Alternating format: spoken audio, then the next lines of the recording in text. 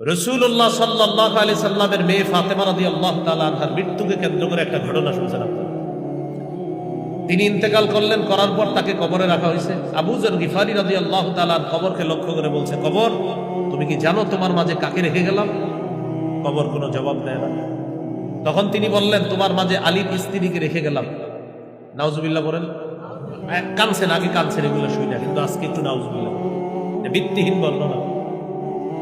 এরপরে বলছে কবর কোনো জবাব দেয় না। তারপরে বলছে, কবর জানো কাকে রেখে গেলাম? হাসান হুসাইনের মাকে রেখে গেলাম। তো এইগুলো শুনলে কিন্তু আমরা এমনি একটু খুব আবেগী হয়ে যায়, হারে হাসান হুসাইন, আমরা তো মহব্বত করি নবীজির দুই নাতি হাসান হুসাইন রাদিয়াল্লাহু তাআলা আনহুমা, তাদের নবীজির কলিজার টুকরা, অবশ্যই মহব্বত করি আমরা।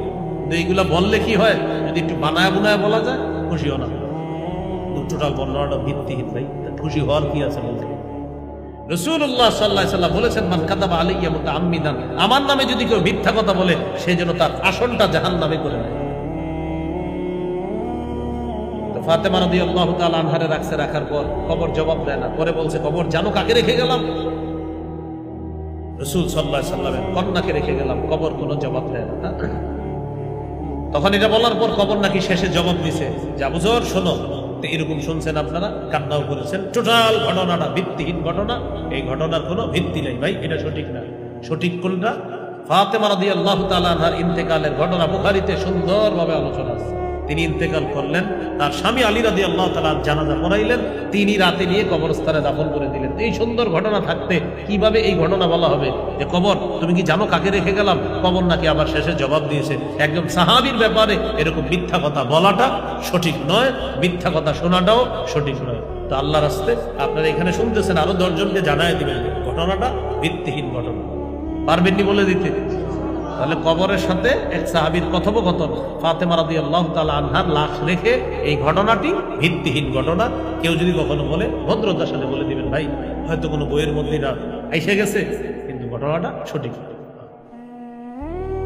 তবে একটা ঘটনা শুনেন আপনারা, এটা আবার সঠিক। কোনটা? মালাকুল মাউত মুসা আলাইহিস সালামের কাছে আসছে, আসার পর মুসা নবী থাপ্পড় দিচ্ছে, শুনছেন না? এটা সঠিক, এটা বুখারীতে আছে।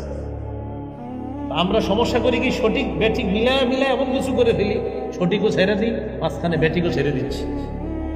এই জন্য ব্যাঠিকগুলা গ্রহণ না করে, এই তো আজকে বলে দিলাম, বাস আজকের পরে এরকম কেউ বলতে শিখলে ভদ্রতার সাথে বলে দিবেন এটা সঠিক না। তাহলে মুসা আলাইহিস সালাতু ওয়াস সালাম মালাকুল মাউতকে একটা থাপ্পড় দিয়েছেন তিনি আসার পরে, এটা সঠিক, বুখারীতে আছে। তাহলে আপনারা বলেন তো, নবীর কাছে মালাকুল মাউত গ্রাম্য ব্যক্তির রূপ ধারণ করে আসছে, এটা কি সঠিক?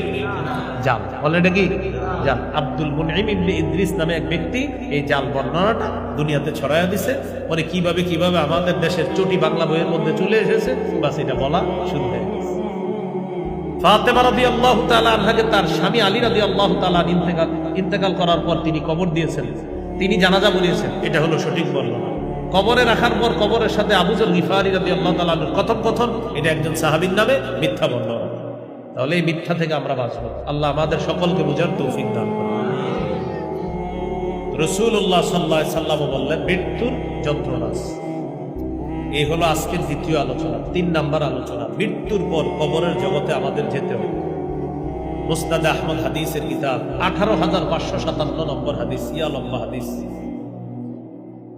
এই হাদিসের বর্ণনাকারী বারা ইবনে আযিব রাদিয়াল্লাহু তাআলা তিনি বলেন, খরাজনা মা রাসূলিল্লাহি সাল্লাল্লাহু আলাইহি ওয়াসাল্লাম ফি জানাজাতি রাজুলিন মিনাল আনসার। আমরা একজন আনসারী সাহাবীর জানাজায় বের হলাম নবীর সাথে।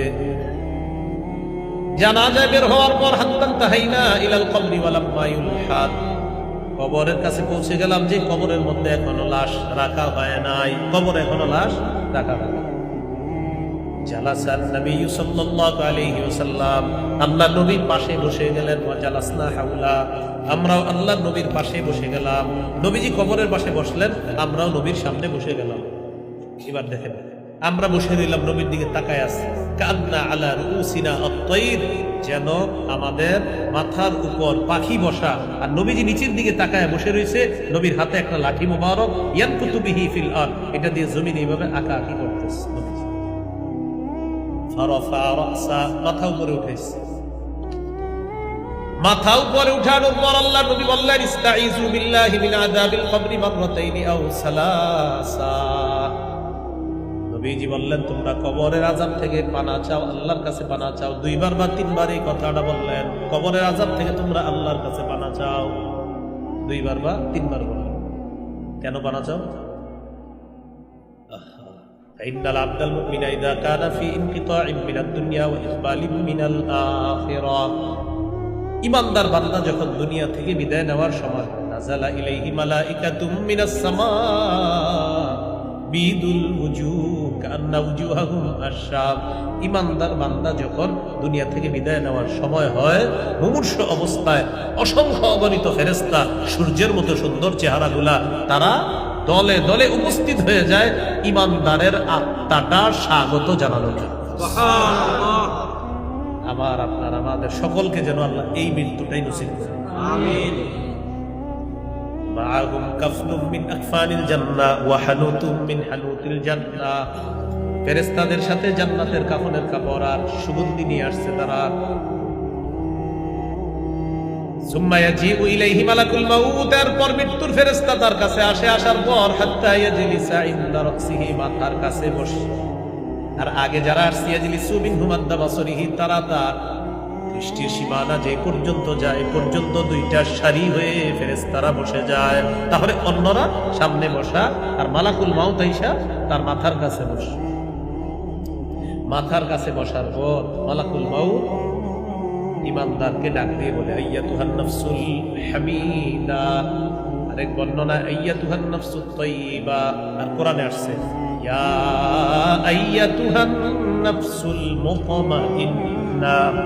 ইমাম সাহেবরা মাগরিবের নামাজে পড়ে না এটা, ইরজিই ইলা রাব্বিকি রাদিয়াতাম মারদিয়া, হে প্রশান্ত আত্মা, হে পবিত্র আত্মা, তুমি বের হও।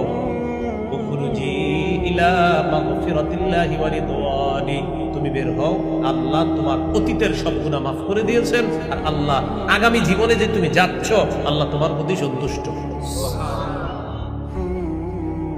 তো এটা বলার পর তাখরুজু তাসিলু কামা তাসিলুল কাতরাতু মিন ফিস সিফা, প্রাণটা বের হয় পানির পাত্র থেকে যেইভাবে ফোঁটা ফোঁটা শেষের দিকে বের হয়, এইভাবে ইমানদারের আত্মাটা বের হবে। বের হওয়ার পর লাম ইয়াদাউ ফি ইয়াদিহি তরফাতা আইন, চোখের পলক পরিমাণও মালাকুল মাউত আত্মাটা রাখতে পারে না। সামনে যারা তারা কাফনের কাপড় বিছায়া দেয় জান্নাতের, দাও দাও তাড়াতাড়ি এখানে দাও, আত্মাটা সেখানে দেয়। হাদিসে আসছে ফায়াখুজুনা ফায়াজআলুনা ফিল কাফনি, ওই ফেরেশতারা আত্মাটা নিয়ে জান্নাতের কাফনের কাপড়ের মধ্যে রেখে এটা পেঁচায়া জান্নাতের সুগন্ধি মেখে দেয়। এটা থেকে এমন সুগন্ধি বের হয় কাআতিয়াবি রিহি মিসকিন উজিদাত আলা যহরিল আরদি, মেশক আম্বরের ঘ্রাণে সারা পৃথিবী সুগন্ধযুক্ত হয়। এই আত্মা নিয়ে ফাসাদুনা বিহা ইলাস সামা, ফেরেশতারা আসমানের দিকে রওনা করে। ফায়াকুল্লুনা বিহা আলা মালাইম মিনাল মালাইকা, যখনই কোনো ফেরেশতাদের দলের পাশ দিয়ে অতিক্রম করে ওই ফেরেশতারা প্রশ্ন করে মা হাদিহির রূহুত তাইয়্যিবা, আচ্ছা এই পবিত্র আত্মাটা কার? ফেরেশতারা জবাব দেয় ফুলান ইবনু ফুলান, এটা অমুকের সন্তান, অমুকের আত্মা। কোথায় নিয়ে যাও? আসমানে নিয়ে যাচ্ছে। প্রথম আসমানের কাছে যায়, অনুমতি চায়, দরজা খুলে দেওয়া। প্রথম আসমানে যাওয়ার পর এইভাবে প্রতিটা আসমানে ফায়ুশাইয়্যুহু মিন কুল্লি সামাইন মুকাররিবুহা, যত ফেরেশতাদের সামনে দিয়ে ইমানদারের আত্মা যাবে প্রত্যেকে স্বাগত জানাইতে জানাইতে তার আত্মা পরের আসমানে পাঠায়। আত্মা 7 নম্বর আসমানে চলে যাবে। হাত্তা ইউনতাহা বিহা ইলাস সামাইস সাবিআ, 7ম আসমানে যখন গিয়ে আত্মা সমাপ্ত হবে, সেখানে যখন থামবে আল্লাহ তাআলা বললেন উকতুবু কিতাবা আবদি ফি ইল্লিয়িন, আমার বান্দার আমলনামা ইল্লিয়িনের মধ্যে তোমরা লিপিবদ্ধ করে দাও। ইল্লিয়িন সুন্দর জগৎ, এখানে লিপিবদ্ধ করে দাও। 3টা অংশ আমার সাথে বলেন, বলেন দেহ, আত্মা, আমলনামা। দেহ কবরে, আত্মা 7 নম্বর আসমানে, আমলনামা ইল্লিয়িনে। তাহলে আমলনামা কোথায়? ইল্লিয়িনে। আত্মা 7ম আসমানে, আর দেহটা কোথায় রেখে আসছি আমরা? কবরে। তো আল্লাহ তাআলা বলবেন আইদুহু ইলাল আরদ, আমার বান্দার আত্মাটা দুনিয়াতে পাঠায় দাও। কেন? তো তুআদ রূহুহু ফি জাসাদিহি কামা কান। ঈমানদারের আত্মা তার কবরের মধ্যে, তার দেহের মধ্যে চলে যাবে যেইভাবে আত্মাটা ছিল। ফায়াতিয়ানিহি মালাকান, দুইজন ফেরেশতা তার কাছে আসবে। আসার পর ফায়াসআলানিহি, তাকে প্রশ্ন করবে। ফায়ুজলিসানিহি, তাকে বসাবে। বসানোর পর ফায়াসআলানিহি, তাকে প্রশ্ন করবে মান রব্বুকা, তোমার রব কে? ওই ব্যক্তি বলবে রব্বি আল্লাহ, আমার রব হলো আল্লাহ। বলেন রব কে? তোমার দিনুকা, তোমার ধর্ম কি? জবাব দিবে দীনিয়াল ইসলাম, আমার ধর্ম হলো ইসলাম। কিন্তু আমার সাথে বলেন, বলেন জমিনে আসমানে আল্লাহর সত্য দিন একটাই, ইসলাম। বলেন তো জমিনে আসমানে দিন কয়টা? একটাই, বাস ইসলাম। আকীদাতুত তাওহীদে আছে দীনুল্লাহি ফিল আরদি ওয়াস সামাই ওয়াহিদুন, আসমান জমিনে দিন একটা, সেটা হলো ইসলাম। সূরা আলী ইমরানের 19 নম্বর আয়াতে এটাই বলছে আল্লাহ, ইন্নাদ দীনা ইনদাল্লাহিল ইসলাম, আল্লাহর কাছে একমাত্র সত্য দিন হলো ইসলাম। ইবনে তাইমিয়া রাহমাতুল্লাহি আলাইহি বলেন, মান লাম ইকররা বাতিনান ওয়া যাহিরান আল্লাহ লা ইয়াকবালু সিওয়াল ইসলামি দীনান ফালাইসা বিমুসলিমিন, কেউ যদি এই কথা স্বীকার না করে যে আল্লাহ ইসলাম ছাড়া অন্য কিছু গ্রহণ করবে না দিন হিসাবে, যদি কেউ স্বীকার না করে, অর্থাৎ আল্লাহ শুধু ইসলামটাই গ্রহণ করবে, এছাড়া অন্য কিছু গ্রহণ করবে না, এই কথা যদি কেউ বিশ্বাস না করে, মনে করেন হ্যাঁ মুখে মুখে বলে না আল্লাহ শুধু ইসলাম কবুল করবে, আর মনে মনে হলো না আল্লাহ ইসলাম ছাড়া অন্য ধর্ম গ্রহণ করবে, এটা তার মনে আছে, বাস সে মুসলমান না। সে কিনা মুসলমান না। কেন? সূরা আলী ইমরানের 85 নম্বর আয়াতে আছে, ওয়া মান ইয়াবতাগি গায়রাল ইসলামি দীনান ফালাই ইউকবালা মিন, যে ব্যক্তি ইসলাম ছাড়া অন্য কোনো কিছুকে দিন হিসাবে কামনা করবে, এটা তার থেকে কিছুতেই গ্রহণ করা হবে না। আল্লাহ আমাদের সকলকে ইসলামের উপর অটল অবিচল থেকে মৃত্যুবরণ করার তৌফিক দান, আমিন।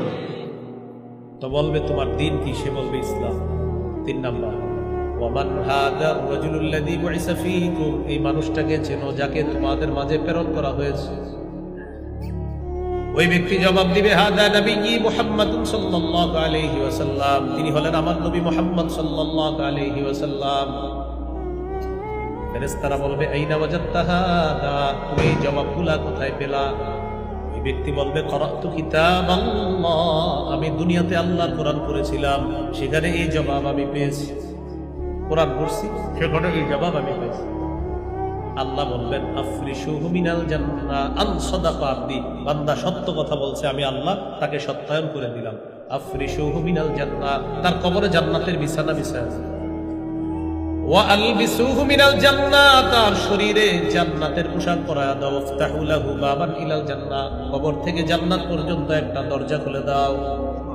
ফায়াতিহা মিন রিহিহা ওয়া তিবিহা, দরজা খুলে দেওয়ার পর জান্নাত থেকে নাজ নেয়ামত সুগন্ধি তার কবরের মধ্যে আসতে থাকবে। ফায়ুফসাহু লাহু ফি কবরিহি মাদ্দা বাসারিহি, দৃষ্টি চারদিকে যে পরিমাণ যাবে এই পরিমাণ পর্যন্ত কবর জগৎটা প্রশস্ত করে দেওয়া হবে, কবরের জগৎ প্রশস্ত করে দেওয়া হবে। ওয়া তানাব্বারু লাহু, কবর আলোকিত করা হবে তার কবরটা। এজন্য আলাদা মোমবাতি টুমবাতি দিয়ে না, এগুলা দরকার নাই, বুঝছেন? এমনি কবর আলোকিত কি দেওয়া দরকার নাই। অনেকে মৃত্যুর পর ওই বিভিন্ন বাতি টাতি দিয়ে সাজায় রাখে, মানে টেনশন করে যে আমি যার অনুসরণ করছি এ খাইতো গাঞ্জা আর আমি খাইতাম ইত্যাদি ইত্যাদি। তো এই মরার পরে টেনশন করে যে কি যে রইব, তো কি আর রইব, গাঞ্জা খাইলে কি হইতে পারে, এই জন্য আগে থেকেই বিভিন্ন লাইটিং এর ব্যবস্থা করে। ইমান নিয়ে যদি কেউ কবরে যায় তার আলাদা লাইটের দরকার নাই, ইমানের পাওয়ারেই ইনশাআল্লাহ আল্লাহ তাকে বার করবে। বুঝে আসছে? এখন এই জাতীয় কথা বললে অনেকে আবার কষ্ট পায়। কষ্ট পায় কি? হুজুর আপনি এটা কারে বললেন? যে গাঞ্জা খায় তারে বলছি, কারে বলছি? আর আপনারা খান কেউ? তোমার সামনে তো বলিনি। হ্যাঁ, আপনি যার অনুসরণ করেন সে যদি এরকম গাঞ্জুট্টি হয় তাকে বলছি। খোঁজ নিয়ে দেখবেন এরকম গাঞ্জা খায় কিনা কেউ। যদি খায় বাস আপনি মনে বললে দিবেন যে এরকম আপনারা কিন্তু বলা হয়েছে। আল্লাহ বোঝার তৌফিক দান। এই হলো ইমানদার বান্দার অবস্থা। ইন্নাল আবদাল ফাজিরা ইযা কানা ফি ইনকিতাইম মিনাদ দুনিয়া ওয়া ইকবালিম মিনাল আখিরাহ, পাপাচার বান্দা যখন দুনিয়া থেকে বিদায় নেওয়ার সময় হয়, আখিরাতের দিকে রওনা হয়, নাযালা ইলাইহি মালাইকাতুম মিনাস সামা সুদুল ওজুহ, কালো চেহারা বিশিষ্ট ফেরেশতারা দুনিয়ার মধ্যে আসেন, কালো চেহারা। মাহুমুল মাসু, সালার চট নিয়ে, সালার বস্তা নিয়ে আসে, তার সামনে বসে যায়। মালাকুল মাউত আসে, আসার পর তাকে বলে আইয়াতুহান নাফসুল খাবিসা, হে খারাপ আত্মা, উখরুজি, তুই বের হ, ইলা সাফাতিল্লাহ, আল্লাহর গুসার দিকে বের হ, আল্লাহর রাগের দিকে বের হ, তোর উপর আল্লাহ রাগান্বিত, বের হ।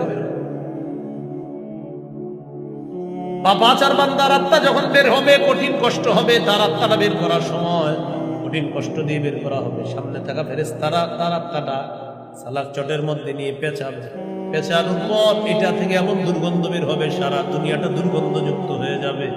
ফায়াসাদুনা বিহা ইলাস সামা, ফেরেশতারা আত্মা নিয়ে আসমানের দিকে রওনা করবে।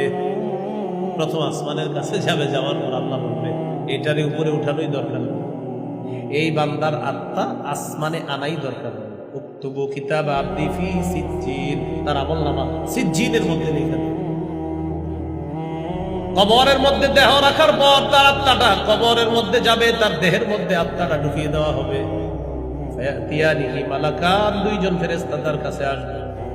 আসার পর ফায়ুজলিসানিহি, বসাবে, দেখেই ভয় পেয়ে যাবে, আর বলবে ফায়াসআলানিহি, প্রশ্ন করবে মান রব্বুকা, তোমার রব কে? জবাব দিবে হা হা লা আদরি, আমার জানা নাই। ওয়া মা দীনুকা, তোমার ধর্ম কি? বলবে আমার জানা নাই। ওমান হাদার রাজুলুল্লাযী বুইসা ফীকুম, মানুষটাকে চিনো কিনা? নবীর ব্যাপারে প্রশ্ন করা হবে, তার সব উত্তর হলো জানা নাই। আল্লাহ তাআলা বলবেন আন কাযাবা আবদি, সে মিথ্যা কথা বলছে।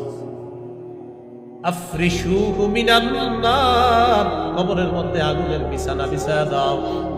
ওয়ালবিসুহু মিনান নার, শরীরের মধ্যে আগুনের পোশাক পরায়া দাও। ওয়াফতাহু লাহু বাবান ইলান নার, কবর থেকে জাহান্নাম পর্যন্ত একটা দরজা খুলে দাও। ফায়াতিহা মিন হামুমিহা ওয়া সামুমিহা, জাহান্নামের গরম উত্তপ্ত হাওয়া তার কবরের মধ্যে আসবে, কবরের দেয়ালগুলা গরম হয়ে যাবে, ছাদ গরম হবে, বিছানা গরম হয়ে যাবে। আল্লাহ তাআলা বলেন লাহুম মিন জাহান্নামা মিহাদু ওয়া মিন ফাওকিহিম গাওয়াশ, কবরটা হবে, বিছানাটা হবে আগুনের বিছানা, ছাদও হবে আগুনের ছাদ। পাশে তাকায় দেখবে কি এক ব্যক্তি লোহার ডান্ডা নিয়ে দাঁড়ায় আছে। ইয়াদরিবু দরবাতান, এত জোরে একটা আঘাত করবে। ইয়াসিহু সাইহা, চিৎকার দিবে, সারা পৃথিবীর জিন ইনসান ছাড়া সবাই তার চিৎকারের আওয়াজ শুনতে পাবে। নামাজ পড়েন সবাই, নামাজ ঠিক রাখবেন, ইনশাআল্লাহ মৃত্যু আল্লাহ আসান করে দিবে। কি ঠিক রাখবেন? নামাজ। আমরা এই পৃথিবীতে সবকিছু সব ঠিকঠাক মতো পালন করি, একটা জিনিস অবহেলা, নামাজ। কোনটা জিনিস বলেন তো? নামাজ। মানে আল্লাহর সাথে সবার এত রাগ, সবাই এত গোসরা আল্লাহর সাথে। ভাই কোথায় যান? চাকরিতে যাই। ও মাশাআল্লাহ, বেতন পাইছেন? জি আলহামদুলিল্লাহ, একটা হাসি দেয়। নামাজ পড়েন, চলো। এই মেয়ে তো নামাজ করেন। ভাই একটু নামাজে চলেন। ভাই কাপড়টা ভালো না কেন? আল্লাহ আপনার আজকে খাওয়ায়নি কেন? আজকে আপনার কাপড় ভালো না?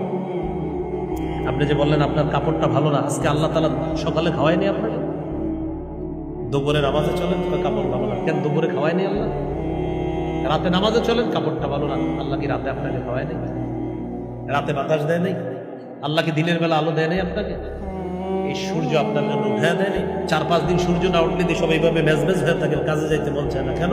শরীরে শক্তি পাই না কেন? পান না জানেন? কোরআনে আছে যে আল্লাহ নাহারা মাআশা, দিনকে বানাইছি জীবিকা উপার্জনের জন্য। আল্লাহ দিন বানাইছেন জীবিকা উপার্জন কেন? দিনের মধ্যে একটা সূর্য দিয়ে দিই, এই সূর্য 2 কোটি ভাগের 1 ভাগ আলো দুনিয়াতে দেয় কেন জানো? তোমাদের শারীরিক শক্তি সঞ্চয় করার জন্য। 3-4 দিন সূর্য না উঠলে সব চুপচাপ বসে থাকে, কাজে যান না, কাজ ভাই আর ভালো লাগে না, শরীর চলে না। আল্লাহর কাজে যখনই বলা হবে লুঙ্গিটা ভালো না, খারাপ। আপনি দেখবেন কোনো কাজে মানুষ কিন্তু বলে না এই খারাপ ওই খারাপ। ভাই বেতনটা তো হয়েছে, আলহামদুলিল্লাহ আমার বেতন বাইরে গেছে, কত 1,000 বাড়ছে, কি সুন্দর মতো আবার আলহামদুলিল্লাহ বলে ভেটকিও মারে। তো নামাজে চলে, কালকে থেকে ধরুন। আজকে না বেতন পাইলেন, আজকে ধরেন। এই জন্য পৃথিবীর মানুষ বড় স্বার্থপর, সব কিছু ঠিকঠাক মতো করে, খালি আল্লাহর ক্ষেত্রে আমার কাজ আছে, আমার ব্যস্ততা আছে, আজকে ধরবো না, কালকে থেকে নামাজটা ধরবো, আজকে লুঙ্গিটা খারাপ। আরে আজকে আল্লাহ আপনাদের বাঁচায় রাখছে, কিভাবে বলেন আজকে নামাজ পড়বেন? নামাজ পড়বেন, জীবনে একটা প্রতিজ্ঞা করে ফেলবেন যে আমার জীবনে যা হবার হবে, না হবে, আমি কিছুতেই নামাজ ইচ্ছাকৃতভাবে কখনোই ছাড়বো না। একটা প্রতিজ্ঞা আজকে থেকে আপনি বানায় নেন যে আমার জীবনে কি হবে না হবে আমি জানি না, আমি নামাজ ছাড়বো। এটা আপনি প্রতিজ্ঞা বানায় নেন। আপনি আজকে বাড়ি থেকে একটু মাথায় মাথাটা যখন বালিশে রাখবেন একটু চিন্তা করেন আমার শেষের কথাগুলা, যে আমরা দুনিয়ার সব কিছু করার ক্ষেত্রে কোন রকম অজুহাত দাঁড় করাই না, শুধু আল্লাহর কাজের ক্ষেত্রে আমরা সব অজুহাত গুলা দাঁড় করাই। দেখেন আজকে চিন্তা করে আপনি নিজের পরীক্ষা করবেন যে আসলেই তো আমগো ইমাম সাহেব আমারে কতদিন কইলো এই কথা, সবগুলোই পালন করলাম ইমাম সাহেবের, কিন্তু ইমাম সাহেব যখন নামাজের কথাটা বলে তখন ইমাম সাহেবের আর আগামী 7 দিন মুখ দেখাই না কেন? দেখলে খালি নামাজ পড়তে হবে। তাহলে আপনি চিন্তা করে দেখবেন যে আল্লাহর কাজের ক্ষেত্রে আমাদের সমস্ত বাহানাগুলো আসে কেন? আল্লাহ আপনাকে খাওয়ায় নেই কেন? আপনি আল্লাহর কাজের ক্ষেত্রে এত অলসতা কেন? নিজের আজকে প্রশ্ন করবেন যে আপনি এই জীবনে কতবার আল্লাহর কোন কাজের ক্ষেত্রে আপনি বলছেন আজকে না কালকে? আল্লাহ তো আপনার একদিনও বলে নাই বান্দা আজকে না কালকে। আল্লাহ আপনার প্রতিদিন খাওয়াইতেছে। আল্লাহ আমাদেরকে বুঝার তৌফিক দান। তো বলছিলাম নামাজ পড়ে মৃত্যুটা সুন্দর হবে, এগুলো 3 নাম্বার কথা।